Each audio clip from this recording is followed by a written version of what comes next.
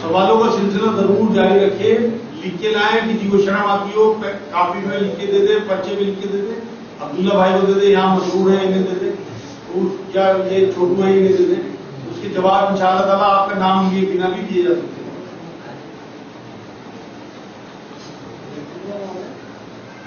بھائی آپ نے فرمایا تھا کہ قیامت کے روز سب لوگ مل کے نبیوں کے پاس جائیں گے، آپ میں سب آپ صلی اللہ علیہ وسلم کے پاس گئے، لیکن شفاعت جو آپ نے کیا امت کے لیے کی ہے، لوگ سب مل کے گئے تھے آپ کے پاس، تو یہ کیا معاملہ ہے؟ آپ نے سب کے لیے ان کا سوال یہ ہے کہ میں نے یہ بھی عرض کیا تھا کہ تمام امت کے لوگ اکٹھے ہو کے آدم علیہ السلام، موسیٰ علیہ السلام، نبی اکرم صلی اللہ علیہ وسلم ترتیب سے سب نبی ہو جائیں گے، وہ جو تمام امت کے لوگ ہوں گے وہ اس دن کے فیصلے کے لیے جائیں گے کہ اللہ کسی طرح سے آج کا حساب کتاب نمٹا دے، یا ہمیں چاہے دوزخ میں بھیج دے لیکن اس گرمی سے ہمیں نجات ملے، اس پریشانی سے نجات ملے، وہ سفارش کے لیے نہیں جائیں گے، وہ تو اس وہاں کی اس دن کی وہ جو طویل اس کی طوالت سے گھبرا کے، اس عذاب سے گھبرا کے ریکویسٹ کریں گے نبیوں سے۔ حضور اکرم صلی اللہ علیہ وسلم نے جو شفاعت کا وعدہ فرمایا وہ اپنی امت کے لیے، باقی نبی اپنی امت کے لیے اللہ رب العزت سے ریکویسٹ کریں گے۔ جو میں نے آپ سے کہا تھا وہ اس لیے کہا تھا کہ اس دن حساب جلدی ہو جائے، تو ان میں سے کوئی بھی نبی ریکویسٹ کر لیں گے، آپ کو شاید یاد نہیں بات ہے، شروع میں ہی بات۔ اور کسی ذہن میں کوئی بات ہو؟ سورہ نحل، سورہ نحل کا مطلب کیا؟ مطلب پوری سورت ہے، اس نام سے اللہ رب العزت نے سورت اتاری ہے۔ سورہ نحل جو ہے یار، ایک تو کسی کے سوال کو بالکل نہ ہنسے نہ کمنٹ کریں، کیونکہ ہمیں سوال کی ترغیب دلانی ہے، امتوں سے سوال، ہماری امت سے سوال چھین لیے گئے، اسی لیے ہماری امت اتنی زیادہ پریشانی میں ہے۔ اس لیے جب تک اندر دلوں میں سے لوگوں کے گرہیں نہیں کھلے گی، جب تک دین سمجھ میں نہیں آئے گا۔ ہمیں اللہ رب العزت کی صفات سنا کے ڈرا دیا گیا اللہ سے، ہمیں اللہ کا خوف دلا دیا گیا، ہمیں اللہ سے محبت کرنی ہے، اس سے ڈرنا نہیں ہے، خوف نہیں کھانا، ہمیں وہ ڈر ہونا چاہیے اللہ سے جیسے ہمیں اپنے ماں باپ یا بیوی بچوں سے ایک یہ ڈر ہوتا ہے کہ کہیں کوئی بات ہماری بری نہ لگ جائے یا کوئی بات ان کی خلاف مرضی کی نہ ہو جائے، وہ والی ڈر، وہ والا ڈر چاہیے۔ اس لیے یہاں جو بھی لوگ سوال کریں بے فکر ہو کریں، ان شاء اللہ تعالیٰ کسی قسم کا کوئی کمنٹ نہ، بعد میں باہر جا کے بھی کوئی ایک دوسرے کا مذاق نہ ہوا ہے، کیونکہ سوال جب نکلیں گے تو کیسے بھی سوال ہو سکتے ہیں۔ آپ نے کچھ فرمایا تھا کہ قرآن کی آیت ہے کہ اگر کوئی برائی پیش کرے گا دین میں اور اس پہ لوگ عمل کریں گے تو اس کا بھی بہت چاہے وہ عالم ہو یا کوئی بھی، تو جو عمل کرنے والے ہیں وہ بھی اس کا عذاب ہے۔ ہاں، ان کا سوال یہ ہے کہ قرآن میں جو بھی آیت آئی تھی کہ جو لوگ برائی پھیلائیں گے معاشرے میں وہ تو اس کا عذاب تو بھگتیں گے وہ برائی کا، لیکن جو لوگ اس کا عمل کریں گے اس کا ہی بھگتیں گے۔ میں نے آپ کو بات بتائی تھی، قرآن یہ کہتا ہے کہ جو لوگ برائی پھیلائیں گے وہ ڈبل عذاب بھگتیں گے، اور جو لوگ ان کی وجہ سے برائی میں مبتلا ہوں گے وہ بھی عذاب بھگتیں گے، لیکن انہیں پھیلانے کا بھی عذاب بھگتنا پڑ رہا ہے اور برائی کا بھی عذاب بھگتنا پڑ رہا ہے۔ یہ ہے قرآن کی۔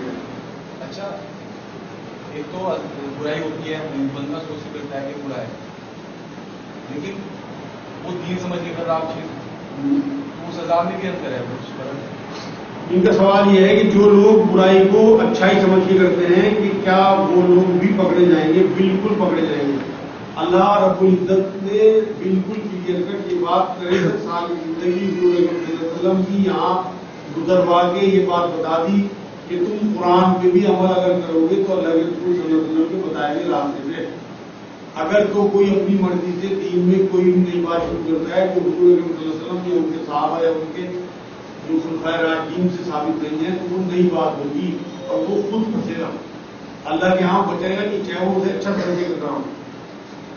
دوسری بات، یہ بات آپ کو بتا دوں کہ اچھی نیت سے اگر کوئی غلط عمل بھی ہوگا تو اللہ رب العزت شاید معاف کر دے، پکا نہیں ہے، لیکن بری نیت سے اگر کوئی اچھا عمل بھی کرے گا تو پکڑا جائے گا، کیونکہ اس کا مقصد اللہ نہیں ہوتا۔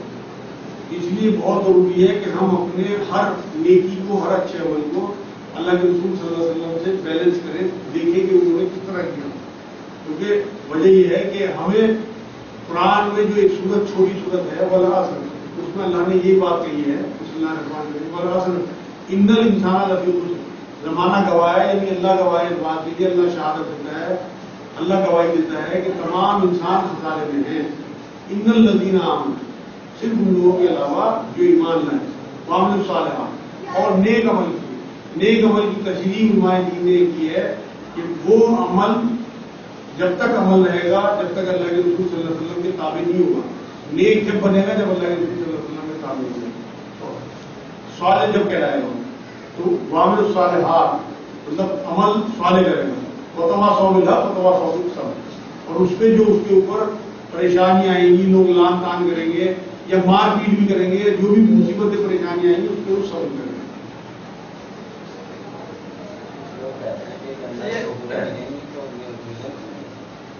اصل میں ان کا سوال یہ ہے کہ جنت میں حوریں ملنے کا ذکر کرتے ہیں کچھ لوگ، کیا ملے گی؟ یہ تو قرآن کا حکم ہے، بالکل ملے گی۔ اور وہاں جو اللہ نے لفظ استعمال کیا ہے عربی، یہ جو اس کا متن ہے اس میں زوج استعمال ہوا ہے۔ زوج، زوج کہتے ہیں عورتوں کے لیے مرد اور مردوں کے لیے عورتیں، کیونکہ اس ٹائم ترجمہ کرنے والوں کو اتنا ان کا علم جو ہے وہ ہائی لیول کا نہیں تھا، آئی کیو لیول اتنا ہائی نہیں تھا، انٹرنیٹ کا زمانہ ہے، تو انہوں نے زوج کا سیدھا سیدھا ترجمہ حوریں کر دیا۔ جبکہ جس طرح سے حوریں ملیں گی مردوں کو، اسی طرح عورتوں کو بھی اپنے پسند کے مرد ملیں گے، ان سے نکاح ہوگا، انہوں سے مردوں کے نکاح ہوگی۔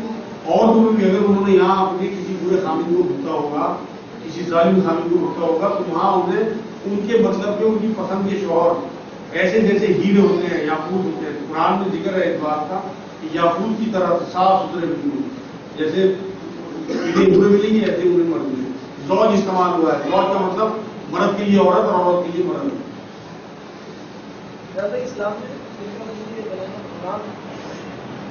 ان کا سوال یہ ہے کہ کیا اسلام میں فرقہ بندی بنانا حرام ہے؟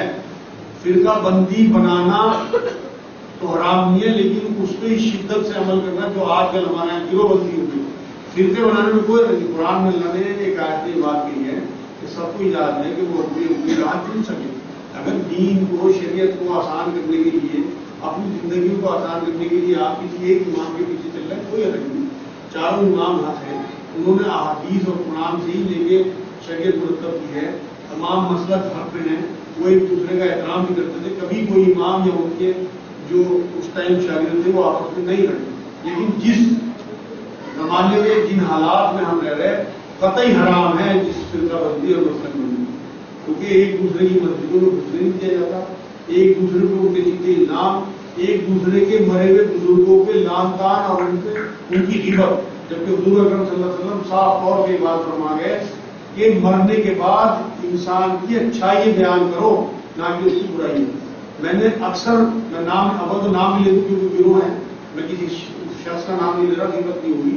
اہل حدیث حضرات کو حضرت ابو حنیفہ رحمۃ اللہ علیہ کے بارے میں ایسی ایسی میں نے خود کہتے سنی ہے کہ مجھے بھی انہیں ٹوکنا پڑا اور جھگڑے تک سے بچا مانگا۔ اسی طرح سے میں نے امام ابو حنیفہ صاحب کے جو فالوورس یہاں ہمارے خطے میں ہیں، وہ مولانا مودودی رحمۃ اللہ علیہ کے بارے میں ایسے ایسے الفاظ کہتے ہیں کہ جو کانوں سے سنے نہیں جا سکتے۔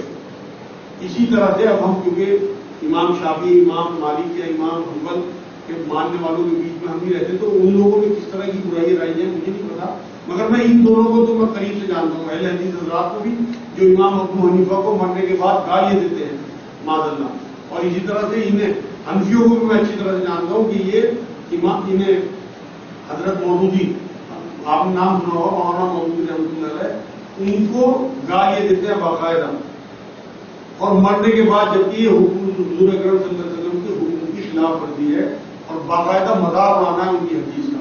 یہ تمام تر لوگ، اسی لیے میں کہہ رہا ہوں کہ یہ جو آج کی گروہ بندی ہے، آج کی مسلک بندی ہے، حرام ہے۔ آپ سب لوگ اس سے نکل جاؤ، اللہ اس کے رسول کے دین پہ آ جاؤ۔ قرآن کی ہدایت ہے لوگوں اتباع کرو اللہ کی، اس کے رسول کی اور اہل امر کی، یعنی علماء دین کی۔ لیکن اگر علماء دین میں تم اختلاف آؤ جیسا آج کل جھگڑے ہیں، تو پلٹو اللہ اس کے رسول کی۔ اب ہمیں قرآن حدیث پہ آنا ہے، کیونکہ انٹرنیٹ کا زمانہ ہے، تمام لوگ پڑھے لکھے ہیں، قرآن بھی موجود ہے، تمام تفاسیر اور حدیثوں کے مجموعے بھی موجود ہیں ہر زبان میں، جیسے انگلش آتی ہے، اردو آتی ہے، ہندی آتی ہے۔ خود لے، خود پڑھیں، خود سمجھ میں نہیں آ رہی لے لیں، میرے سے پوچھ لیں کس کا لے قرآن، کس کی تفسیر آسان ہے، کس کا ترجمہ آسان ہے، کون سی حدیثوں کے مجموعے ہیں، انہیں پڑھنا شروع کریں، بالکل تکلف نہ کریں، جو چیز سمجھ میں نہ آئے نشان لگائیں۔ میں آپ کے لیے انشاءاللہ بیٹھا ہوں، جتنا مجھے پتا ہے میں آپ کو کہوں گا۔ क्योंकि हुजूर अकरम सल्लल्लाहु अलैहि वसल्लम का हुक्म है उनके ऐसे गुलामों को कि तुम अगर मेरे से एक आयत भी तुम्हें पहुंचे तो लोगों तक पहुंचा दो। तो मैं वही कर रहा हूँ, क्योंकि ना तो मैं आलिम हूँ ना मैं कहीं से खाली हूँ। मुझे तो अल्लाह ने जो जो दे रखा, मैं चाहता हूँ कि मेरी सांस खत्म होने से पहले पहले मैं आप लोगों को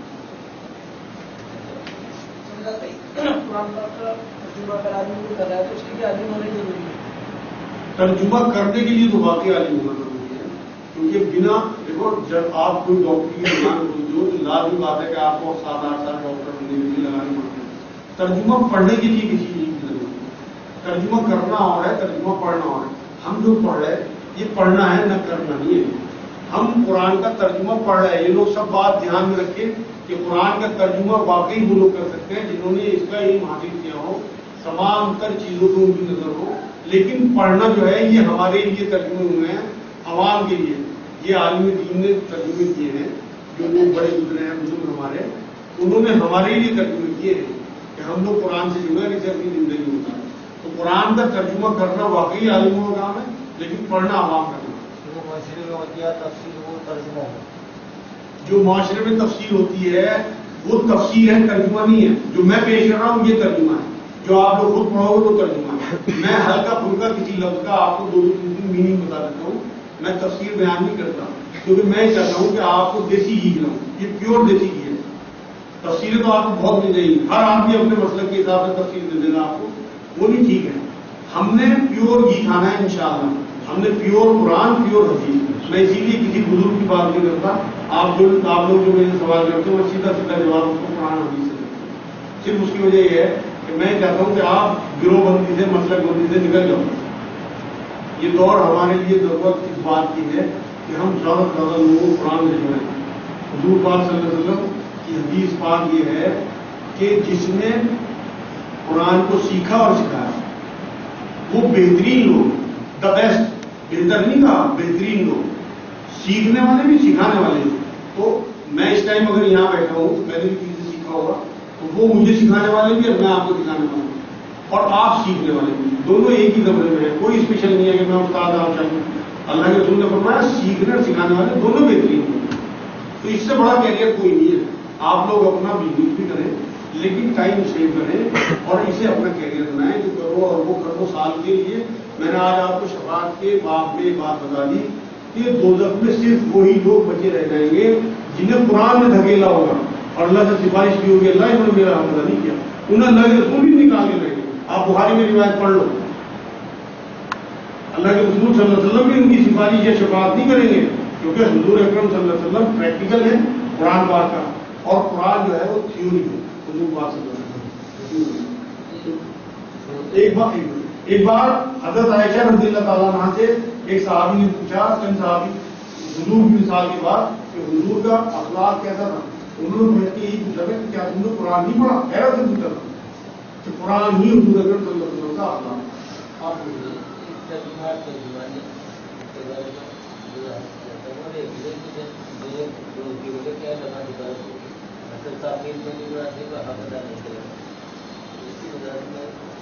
दोबारा सुनिए, इनका सवाल यह है कि तर्जुमानी में क्या है। तर्जुमा तो वो है जो इसमें लिखा हुआ है प्योर, ठीक है। तर्जुमानी ये है जो मैं कर रहा हूँ, जिसमें मैं अपनी तरफ से आपको समझाने के लिए आसान लफ्ज इस्तेमाल करता हूँ। मान लो इन्होंने शफाअत का लफ्ज इस्तेमाल किया, तो मैंने आपको बताया कि अल्लाह के रसूल रिक्वेस्ट करें, रिक्वेस्ट सबकी समझ में आता है, बाद लोगों को शफाअत नहीं आ सकता, ठीक। इसी तरह से बिल्कुल मैंने जो लफ्ज यहाँ इस्तेमाल किए तर्जुमानी में, वो मिलते जुलते लफ्जों को तर्जुमानी करते हैं। ये तो हुआ आपका पहला सवाल। दूसरा सवाल आपका शफाअत के बारे में कि जो लोग बाकी रह जाएंगे दोज़ख में, अल्लाह के रसूल सल्लल्लाहु अलैहि वसल्लम, जो कुरान जिन्हें धकेलेगा, कुरान जिन्हें दोज़ख में रोके रखेगा।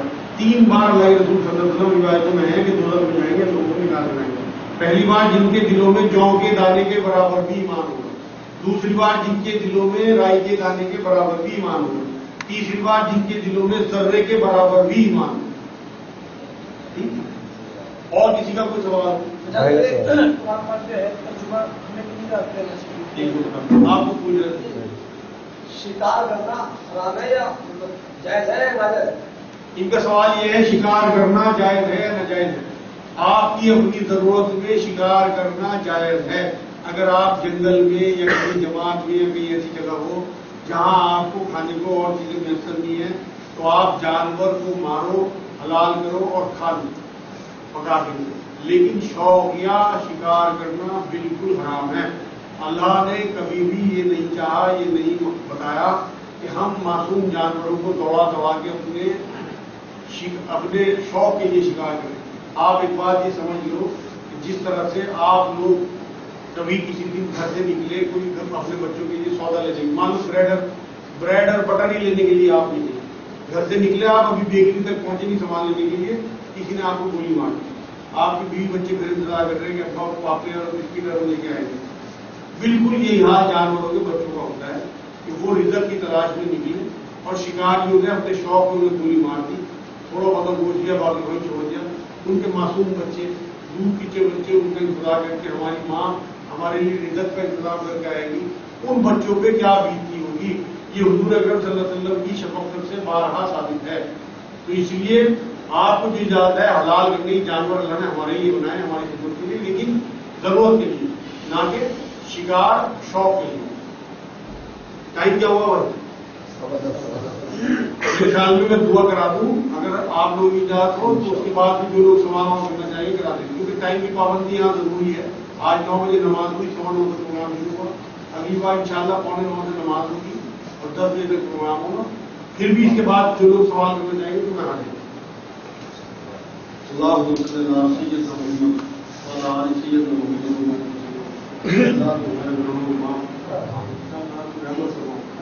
اللہ کو کرم فرما، اللہ تجھے معاف کرنا بہت پسند ہے۔ یا اللہ پاک ہماری بھی گناہوں کو معاف کرنا، یا اللہ ہم بہت گناہگار ہیں، یا اللہ ہم نے بھی نافرمانی کی بندی کر رکھی ہے، اللہ ہم نے جو ہم لوگ ہو گئے، اللہ آپس میں ایک دوسرے کے خون کے پیاسے ہو گئے، اللہ تم نے تو روز قرآن میں بھائی بھائی کہا، لیکن ہم تو دشمن ہو گئے، اللہ ہمارے دلوں سے ایک دوسرے کی ضرورت نکالو، یا اللہ تمام مسلکوں میں آپس میں اتحاد اور محبت اور یا اللہ پاک ہم نے جو چوری ہو گئی ان کو قربت میں ہو گئی، یا اللہ ہماری صفوں کو درست کر دے، یا اللہ پاک ہمیں حضور صلی اللہ علیہ وسلم کے مشن کو سمجھنے کی توفیق عطا فرما، حضور کی حکمتوں کو، ان کی باتوں کو سمجھنے کی توفیق عطا فرما، حضور کے بتائے ہوئے راستے میں چلنے کی توفیق عطا فرما، یا اللہ قرآن کو سمجھنے کی توفیق عطا فرما، یا اللہ دین کو سمجھنا آسان فرما، یا اللہ دین کو ہمارے لیے عمل میں بھی آسان فرما، یا اللہ ایمان والی زندگی، ایمان والی موت عطا فرما، یا اللہ ہمیں جلن سے، حسد سے، بغض سے، غصے سے، یا اللہ پاک چوری برائی سے، یا اللہ ہمیں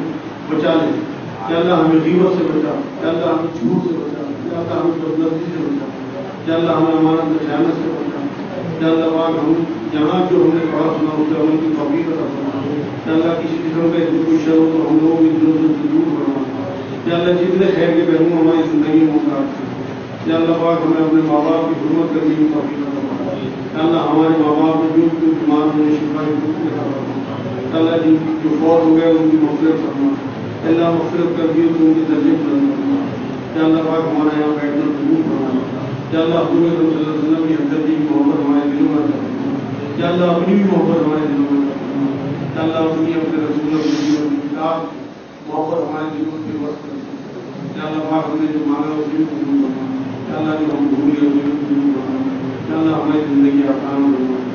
سبحان ربک رب العزت عما یصفون، وسلام علی المرسلین۔